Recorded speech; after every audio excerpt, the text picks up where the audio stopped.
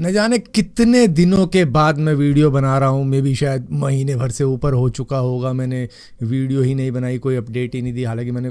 लोगों को अपडेट दे दी थी इस कम्युनिटी पोस्ट में यूट्यूब की कि भाई मेरे घर में कंस्ट्रक्शन चल रही है। हालांकि कंस्ट्रक्शन का काम अभी भी कंप्लीट नहीं हुआ, लेकिन ये कुछ तामझाम है अभी अपने पास में। मतलब रूम कुछ सेटअप कर लिया है किसी तरीके से। हालांकि पीछे की दीवार अभी भी थोड़ी सी उलझलूली है, लेकिन ठीक है, अपने काम करने लायक हो चुका है अभी मामला। और हम यहाँ से दोबारा से स्टार्ट कर सकते हैं अपनी, वही देखो इसको कि डेली वाली जर्नी जो हम डेली मतलब अपडेट देते रहते थे, तो वही अब सेम चीज़ कर सकते हैं। हालांकि बैकग्राउंड अब मुझे थोड़ा सा सही लगने लग गया है, मतलब लग रहा है कुछ ड्रामेटिक व्यू। तो इसके ऊपर मतलब कुछ ऐसी वीडियोस, स्टोरी टेलिंग वीडियोस भी बनाई जा सकती है। तो मतलब मामला सही लग रहा है यहाँ पे होता हुआ। और शायद आज से आपको डेली वीडियो मिल जाएगी। तो मेरा नाम है भारत शर्मा, आप देख रहे हो देखो इसको। आशा करता हूँ आपका दिन बहुत अच्छा बीत रहा होगा।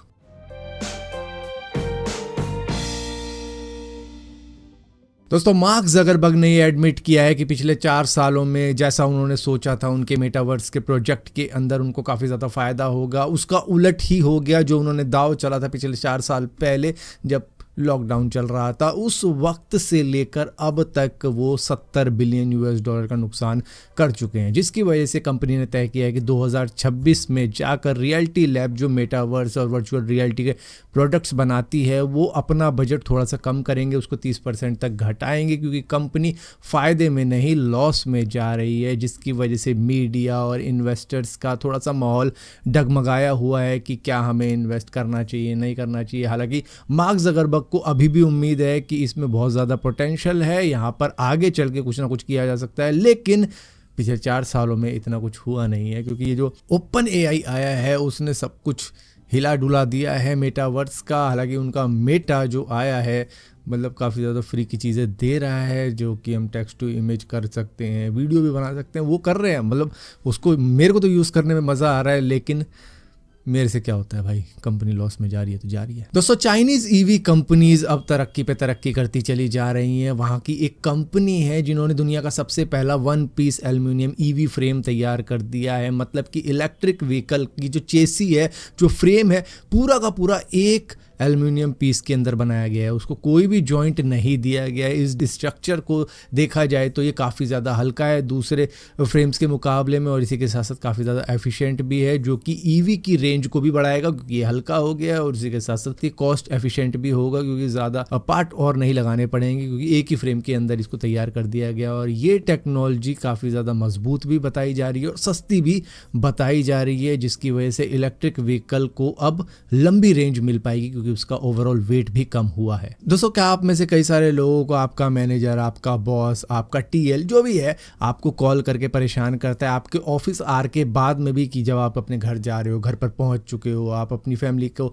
टाइम दे रहे हो, उनके साथ में एंजॉय कर रहे हो, तब भी आपको ऑफिस के किसी काम के लिए कॉल आ जाती है। तो उसके लिए भी अब एक बिल प्रपोज किया जा रहा है, जो कि अगर लॉ बन जाता है तो ऑफिस आवर के बाद में आपको कोई भी हो, चाहे बॉस भी हो, वो कॉल नहीं कर सकता, मैसेज नहीं कर सकता, ईमेल नहीं कर सकता है आपको काम के सिलसिले में कि भैया ये काम है वो काम है, क्योंकि आपका भी अधिकार है कि आपने जब ऑफिस आवर को कंप्लीट कर दिया है तो उसके बाद में आप अपना टाइम फैमिली को दो, आपकी पर्सनल लाइफ है उसको दो वो टाइम। तो आपका राइट है, राइट टू डिस्कनेक्ट, जिसकी वजह से अगर ये लॉ बन जाता है तो आपको कोई भी परेशानी नहीं होगी आपका जब ऑफिस आवर पूरा हो जाता है। उसके बाद में आपको ना बॉस कॉल करेगा ना आपका मैनेजर, और अगर ऐसा होता है तो आपके पास में अधिकार है उसके खिलाफ एक्शन लेने का। हालांकि इंडिया जैसे देश के अंदर अगर इस तरीके का कानून आ भी जाता है, उसके बाद में भी शायद अगर हम कुछ एक्शन ले कि भाई हमारे साथ में ये हो रहा है वो हो रहा है, तो उसके बाद में भी शायद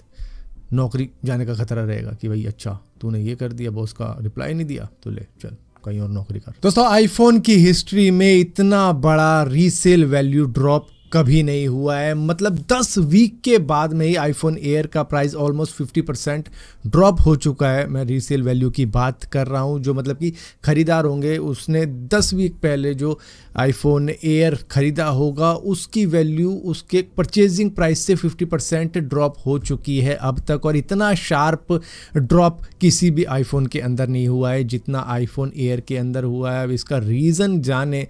तो रीज़न ये हो सकता है कि इनिशियली इसका प्राइस इतना ज़्यादा हाई रखा गया था कि अब जाके देखने को मिलता है कि प्राइस काफ़ी ज़्यादा वैसे ही ड्रॉप हो चुका है परचेजिंग के अंदर, और ऊपर से यूज़र भी कह रहा है कि भैया ये फ़ोन में इतनी वो कोई बात नहीं है। ये वर्स्ट रीसेल ड्रॉप है आईफोन की हिस्ट्री में, या फिर कह लो किसी भी स्मार्टफोन की रीसेल की हिस्ट्री के अंदर ये इतना शार्प ड्रॉप कहीं नहीं देखा गया है जितना आईफोन एयर के अंदर देख लिया गया है। दोस्तों इस वक्त में सभी एयरलाइंस के ऊपर इतना ज़्यादा प्रेशर आ चुका है क्योंकि इंडिगो एक तरीके से कोलैप्स ही हो चुका है, क्योंकि इंडिगो की 1000 से भी ज़्यादा फ़्लाइट कैंसिल हो चुकी हैं पिछले एक हफ्तों के अंदर, जिसकी वजह से यहाँ पर आप देख रहे होंगे काफ़ी ज़्यादा लोग परेशान हैं। दूसरी फ़्लाइट बुकिंग करवा रहे हैं तो मतलब उसके प्राइस भी काफ़ी ज़्यादा सर्ज हो चुके थे। मतलब कि दिल्ली से मुंबई जा रहा है कोई 90,000 रुपये देने पड़ेंगे, दिल्ली से कोलकाता जा रहे हैं 90,000, दिल्ली से चेन्नई 90,000, इस तरीके के प्राइसेस रखे हुए थे, जिसकी वजह से DGCA ने प्राइस पे लिमिटेशन लगा दी है कि भैया इससे ज़्यादा फेयर आप नहीं ले सकते, कि 500 किलोमीटर तक की दूरी है तो 7,500 रुपये से ज़्यादा चार्ज नहीं किया जाएगा, 500 से 1000 किलोमीटर की दूरी है तो 12,000 से ज़्यादा का टिकट नहीं चार्ज किया जाएगा, 1000 से 1500 किलोमीटर की दूरी है तो 15,000 से ज़्यादा चार्ज नहीं किया जाएगा, और 1500 से ज़्यादा की दूरी है तो मतलब कि 18,000 से ज़्यादा चार्ज नहीं किया जाएगा। ये डोमेस्टिक फ़्लाइट्स की बात कर रहा हूँ जो कि स्टेट से स्टेट पहुँचाती है, उनकी ही बात कर रहा हूँ। अब यहाँ पर इतना ज़्यादा प्रेशर इंडिगो के ऊपर क्यों आ गया, वो कैसे कोलैप्स कर गया? दरअसल जो एक नया रूल आया है कि पायलट की लैंडिंग पर लिमिटेशन लगा दी है कि एक रात के अंदर इतनी से ज़्यादा लैंडिंग नहीं की जा सकती। ये पैसेंजर की सेफ्टी के लिए लगाया गया था, जिसके बाद में इंडिगो बहुत बड़ी मार्केट कैप्चर कर रखा था। मतलब इंडिया की जो डोमेस्टिक फ़्लाइट थी, सबसे ज़्यादा फ़्लाइट इंडिगो की उड़ती थी रात के अंदर, और वही कोलैप्स इस वजह से कर गया क्योंकि उनके पास में पायलट इतने ज़्यादा नहीं थे, वो हायरिंग कर नहीं रहा था, जिसकी वजह से इतनी ज़्यादा फ़्लाइट कैंसिल होने लग गई कि अब दूसरे एयरलाइंस के ऊपर भी इतना ज़्यादा बर्डन आ चुका है कि वो भी संभाल नहीं पा रही, और लोग काफ़ी ज़्यादा परेशान हैं। एयरपोर्ट के ऊपर रो रहे हैं कि मेरे को वेडिंग अटेंड करनी थी, मैं वहाँ नहीं जा पा रहा, मेरी होटल बुकिंग हो रखी थी, वहाँ पे सब कुछ बुक था लेकिन मैं वहाँ नहीं पहुँच पाया। तो इस तरीके की चीज़ों की वजह से काफ़ी ज़्यादा मतलब दिक्कतें हो रही हैं। हालांकि इंडिगो कह रहा है कि हम बहुत ही जल्द इसको सॉल्व कर देंगे, अभी स्टाफ थोड़ा सा शॉर्ट है, जिस तरीके का रूल सामने निकल कर आ गया उसकी वजह से ये सारी चीज़ें हो गई। तो अभी ये कोलैप्स इसी वजह से हुआ क्योंकि इंडिगो एक तरीके से मोनोपोली चलाता था अपनी एयरलाइंस के अंदर, क्योंकि सबसे सस्ती फ़्लाइट इसके अंदर मिल जाती थी, और ऊपर से लोग भी काफ़ी ज़्यादा प्रेफर करते थे, सर्विस में भी कोई इशू नहीं था, ऑन टाइम परफॉर्मेंस थी इनकी। लेकिन ये ऑन टाइम परफॉर्मेंस इतनी ज़्यादा लो पहुंच गई क्योंकि लिमिटेशन रख दी गई पायलट के आगे कि भैया इससे ज़्यादा नहीं करोगी, फटीग हो जाता है, और मतलब पैसेंजर की सेफ्टी को भी ध्यान में रखना है, जिसकी वजह से रूल लाया गया और वो रूल कोलैप्स करवा गया इंडिगो को। और इसी कैंसिलेशन के बीच में इंडियन रेलवे भी आ गया कि मतलब 75 स्पेशल ट्रेन चलवाई गई, क्योंकि लोग जहां पर जाना चाह रहे थे वहां पर पहुंच नहीं पा रहे थे, तो उनके लिए ये स्पेशल ट्रेन चलवाई गई कि किसी तरीके से आप अपनी डेस्टिनेशन पे पहुंचो जहां पर आपका मतलब कोई बुकिंग हो रखी है, आपको वेडिंग अटेंड करनी हो, कोई इवेंट में जाना हो, मतलब वहां पहुंचो, मतलब कोई तो जरिया हो उस जगह पर जाने का। तो इस वजह से इंडियन रेलवे सामने आया यहाँ पर अपनी 75 स्पेशल ट्रेन्स को लेके। और यहाँ पर दोस्तों इंडियन रेलवे ने एक और चीज़ अनाउंस करी है कि लोअर बर्थ सीनियर सिटीजन और महिलाओं के लिए ऑटोमेटिकली ही बुक हो जाएगा जब भी वो टिकट बुक करेंगे। जिनकी एज 45 से ज़्यादा की है उनके लिए ये फैसिलिटी दी जाएगी। मतलब कि ऐसा होता है ना कि कई बार उनको अपर बर्थ मिल जाता है, मिडल बर्थ मिल जाता है, तो दिक्कत हो जाती है। तो इस वजह से ही ये फैसला लिया गया कि लोअर बर्थ सीनियर सिटीजन और एजेड महिलाओं के लिए जो 45 साल से ज़्यादा की हो चुकी है उनके लिए ऑटोमेटिकली बुक कर दिया जाएगा अगर उनका टिकट बुक हो रहा है। दोस्तों यूरोपियन यूनियन और यूएस गवर्नमेंट के बीच में थोड़ी सी टकरार सी छिड़ चुकी है। यूएस गवर्नमेंट का कहना है कि आप अमेरिकन कंपनीज के ऊपर इतने ज़्यादा स्ट्रिक्ट एक्शन क्यों लेते हो, क्योंकि यूरोपियन यूनियन ने एक्स के ऊपर, जिसको पहले ट्विटर भी कहा जाता था, जो कि आज एलोन मस्क चलाते हैं, उसके ऊपर $140 मिलियन का फाइन लगा दिया। इस वजह से क्योंकि इन्होंने जो ब्लू चेक वेरिफिकेशन की थी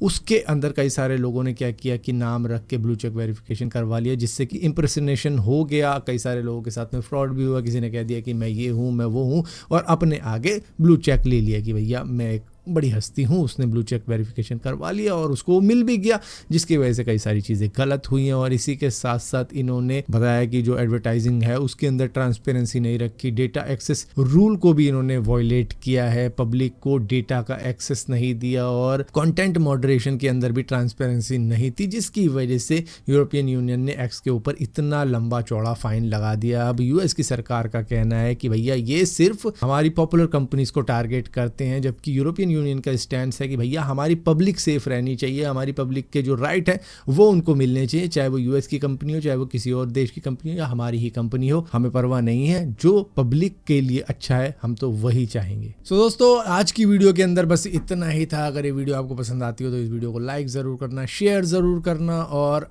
वीडियो अब कंटिन्यूस आपके सामने आती रहेगी लेटेस्ट अपडेट्स के साथ में।